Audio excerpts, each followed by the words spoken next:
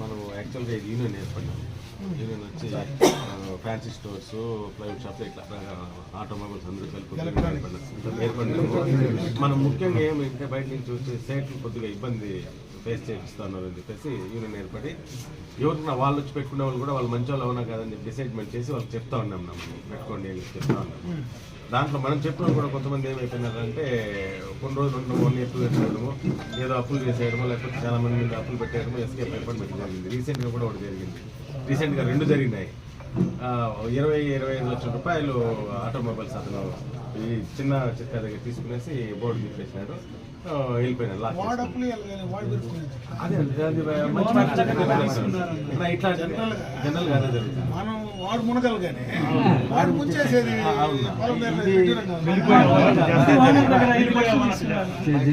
15 కేసులు ఉన్నాయి. 15 కేసులు ఉన్నాయి. ఇంకా చాలా ఉన్నాయి. మీకు టైం తక్కువ కాబట్టి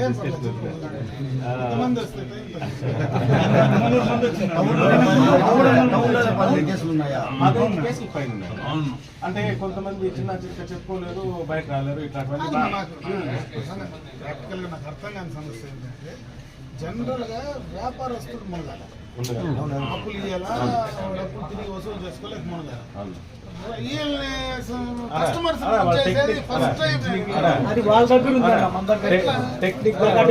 మెటీరియల్ లేదు అంటే ఇటు ఉండే వాళ్ళ దగ్గర అందరూ తీరే వస్తాడు. ఒకరి దగ్గర 50,000 ట్రాన్సాక్షన్ చేస్తారు, పెండింగ్ పెట్టేస్తారు. 25 లక్షలు వాళ్ళు ఎట్లా వస్తారంటే యాక్చువల్ గా ఒక ఆర్సీ తీసుకుంటారు. వాళ్ళ మెసేజ్ పేపర్ కానీ లేకపోతే ఎవరికైనా ఒక ఆర్సీ తీసుకొని వచ్చి షాప్ పెడతారు. వాళ్ళు ఇక్కడ కూర్చొని వస్తే అబ్జర్వ్ చేస్తారు. టెక్నిక్ తెలివి వాడుకోవాలన్నా, ఆ పదవి వాడుకోవాలన్నా, లేకపోతే వాళ్ళ ఫ్రెండ్షిప్ వాడుకోవాలన్నా, లేకపోతే డబ్బులు వాడుకోవాలన్నా ఖచ్చితంగా క్యాచ్ చేస్తారు. వాళ్ళు డబ్బులు ఉందనుకో డబ్బులు వాడుకుంటారు, తెలివి ఉంటే తెలివిని వాడుకుంటారు, ఫ్రెండ్షిప్ ఉంటే ఫ్రెండ్షిప్ వాడుకుంటారు. ఏదో దాన్ని వాడుకునేసి అట్లా చూసి లాభంతో ప్రయాణిస్తా ఉంటే కొనసాగుతారు.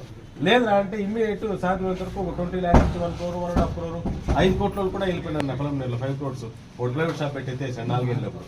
5 కోట్లు తేలేవాళ్ళు లాస్ట్కి. హనుమాన్ ఎలక్ట్రికల్స్ వల్ల అయితే అది అసలు లెక్కలేదు.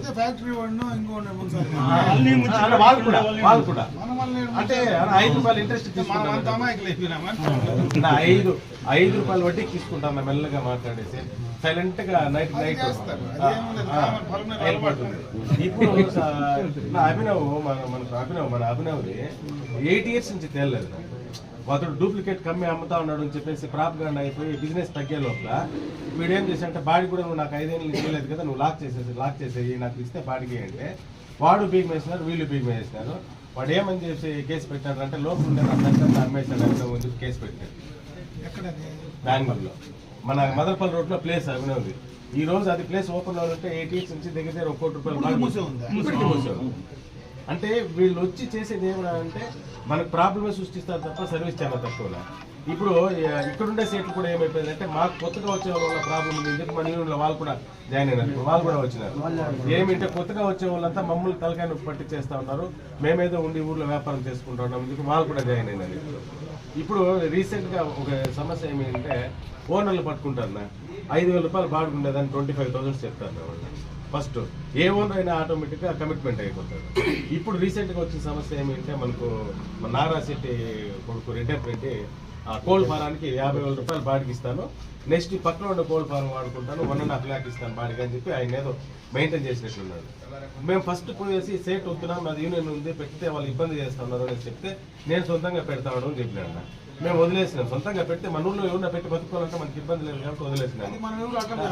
మేము వదిలేసి ఫర్నిచర్ అంతా చేసినాక ఏం చేసినారు అంటే ఇది నాది కాదు సేట్ది అని చెప్పి పిల్లలు చెప్పినారు. మళ్ళీ రెండోసారి ఆయనతో మన కమిట్మెంట్ అయిపోయినా వద్దున అట్లా ఇబ్బంది అవుతుంది అది ఇది అంటే లేదు నేను పార్ట్నర్షిప్ చేస్తా ఉన్నాను అని అంటాడు. పార్ట్నర్షిప్ చేతులతో చేద్దినా చాలా కష్టం అవుతుంది. నీకు లోకల్ వాళ్ళే నీకు పార్ట్నర్షిప్ కావాలంటే ఇస్తారు, నువ్వు టెన్షన్ పడదు. ఆయనకి వ్యాపారం అది ఇది చెప్తే అది ఇష్యూ చేసుకుని ఏమైందంటే ఇప్పుడు పరిస్థితి వాడిని పెట్టించే మారే చేస్తా ఉన్నాడు. ఇప్పుడు యాజ్ రూల్స్ ప్రకారం మనమైతే చెప్పలేము కదా, షాప్ పెట్టే టెక్నికల్ ప్రాబ్లమ్స్ ఉన్నాయి. టెక్నికల్ ప్రాబ్లమ్స్ దాన్ని ఎట్లా ఓవర్కోవాలనేది గట్టిగా యూనియన్ ఉంటే మనం ఇట్లా అడుగుతామని చెప్పేసి కంప్లైంట్ రాసి ఇచ్చినాడు. మేము షాప్ పెట్టుకుంటా ఉంటే పెట్టుకోనివ్వడం లేదు అని కంప్లైంట్ ఇచ్చినాడు. ఇప్పుడు మనమైతే రూల్స్ ఆయన ఎట్లా మనకు వ్యతిరేకంగా వస్తాడు? ఆయన లోకల్ పిలిచి ఒకటే రిక్వెస్ట్ చేసుకుని అందరూ కౌగులించుకొని ఆయన్ని అన్న 300 మంది చేతులు పట్టుకొని 300 మంది శోకం ఇది అర్థం చేసుకోని అని చెప్పి కూడా అడుక్కున్నాను. పిలిపించి ఆయన మళ్ళీ నిన్నపై కంప్లైంట్ ఇచ్చినారు. మేము వర్క్ చేస్తా ఉంటే మమ్మల్ని ఆపుతాం.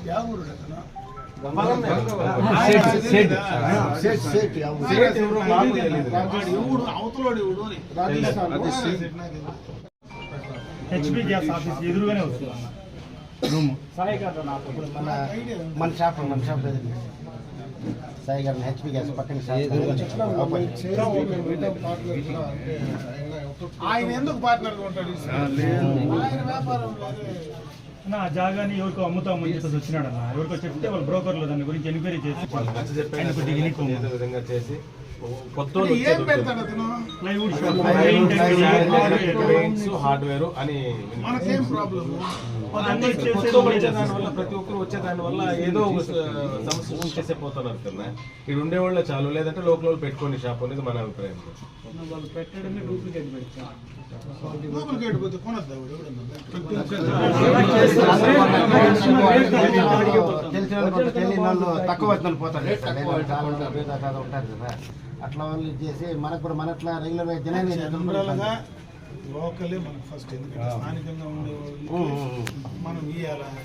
అందరూ ఒకవేళ ఎవడన్నా కొత్తవాడు జినైనోడు వచ్చి మీతో కలిసి చేసుకుంటానంటే దేవుడు అబ్జెక్షన్ పెట్టేది చట్ట ప్రకారం మనమేమి దాన్ని ఎంత అంటే అంత ప్రెషర్ పెట్టలేదు.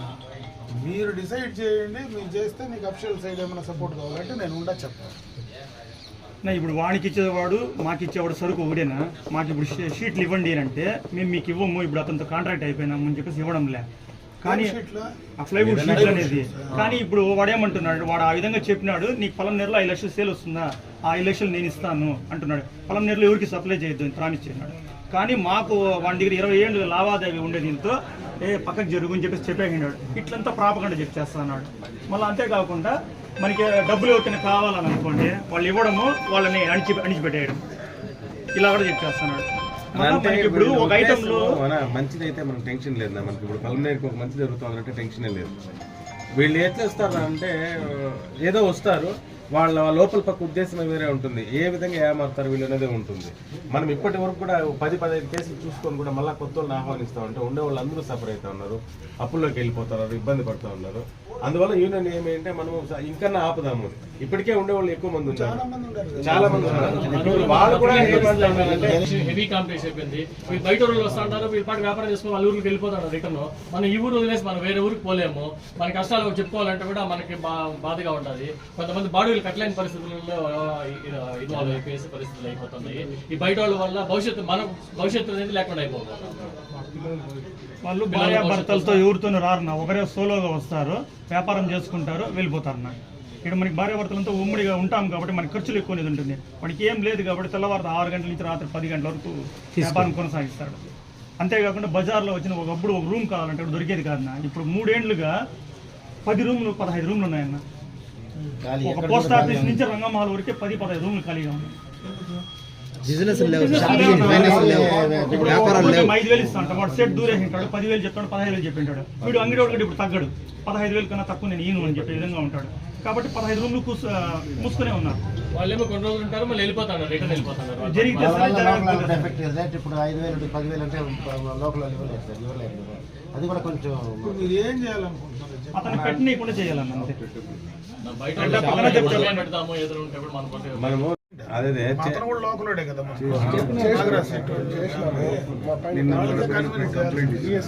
చేతులు పట్టు కూడా అడుక్కున్నాను.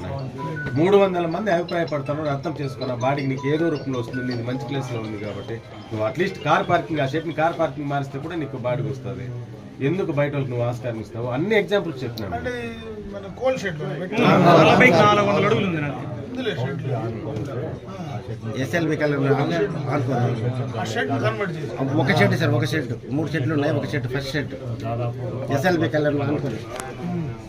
ఫస్ట్ షెడ్ సౌత్ సైడ్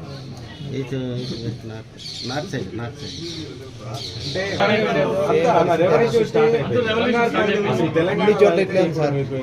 తెలంగాణని ఎట్లా సాధించుకున్నారో అట్లా మీరు తెరమేళ్ళ అని చెప్పి ఇంకా గద్దర్ గీతాలు మాది గీతాలు స్టార్ట్ అవుతుంది. అన్న 2 ఇయర్స్ అనేసి కొంచెం డిఫరెంట్ అవుతారు. వాళ్ళు పెడితే డూప్లికేటే పెడతారు.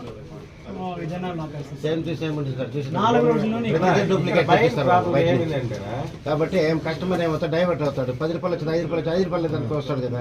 తగ్గుతా ఉంది మాకు. ఆ రోజు జరిగేది కొందరు చూస్తారు. క్వాలిటీ చూసే వాళ్ళు 20-30%, 70% తగ్గేది చూస్తారు కావాలంటారు. విలేజర్స్ తెలియని వాళ్ళు బేదా సాధ ఉండే సైడ్ తిరిగి తక్కువ ఇస్తారు, తక్కువ వస్తుంది అనేది మైండ్ లో ఫిక్స్ అయిపోయింది. మెయిన్ ప్రాబ్లం ఏమైతుంది, ఎక్కడైతే మనకు వస్తువు డూప్లికేట్ తయారైతుంది దాన్ని చేసి ఊరుకున్న వాడే అందరూ వాళ్ళని సైడ్ వాడు ఏం చేస్తాడు అంటే నువ్వు ఏ ఊరికన్నా పోయేసి నువ్వు ఒక రూమ్ తీసుకో, నువ్వు వాళ్ళ మెడికల్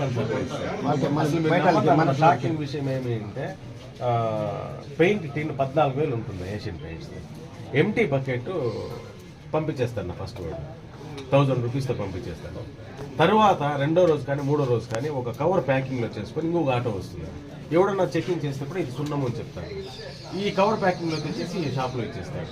ఈ ఎంటీ బకెట్ ఒరిజినల్ మార్కెట్ వచ్చేసింది ఫస్ట్ షాప్కి. 2వ రోజు 3వ రోజు ఆ పెయింట్ వస్తుంది, దాన్ని వాడు ఫిలప్ చేసుకుంటాడు. ఎంత పడుతుంది ఫిలప్ చేసుకుంటాడు. ఎంత అవుతుంది వాడికి 2.5 పని అయిపోతుంది. 14,000 ఎంఆర్పీ ఉంటుంది. మనమేమో ఏషియన్ కంపెనీస్ తెప్పించి ట్యాక్స్ కట్టింటాము, అన్నీ కట్టింటాము. 13,000 లేకపోతే 12,000 చిల్లరకు వస్తుంది. లాభమే వద్దని చెప్తే కూడా కానీ వీడు 9,000కి ఇస్తాడు.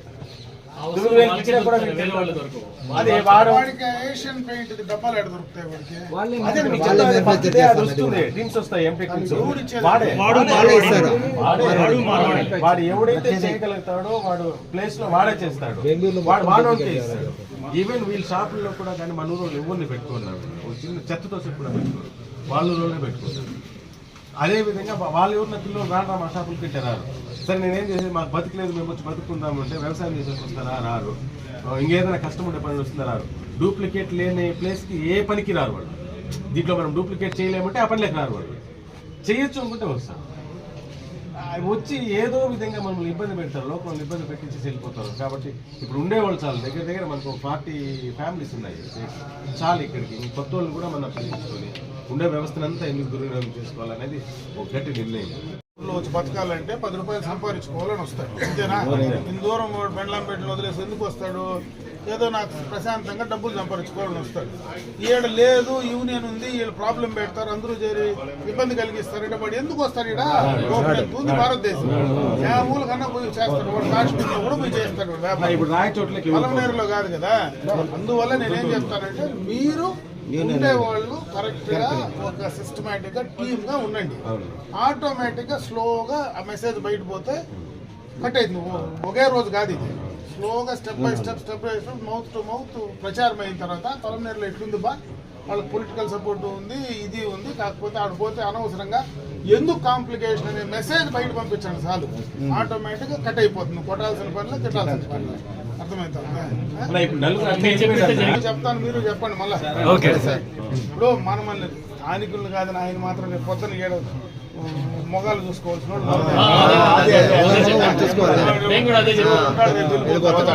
పొద్దున మంచిగా చెడ్డ ఊరికేం జరుగుతుందో తెలియదు, నీకేం అవసరం వస్తుందో నాకేం అవసరం వస్తుందో ఎటు తెలుస్తుంది.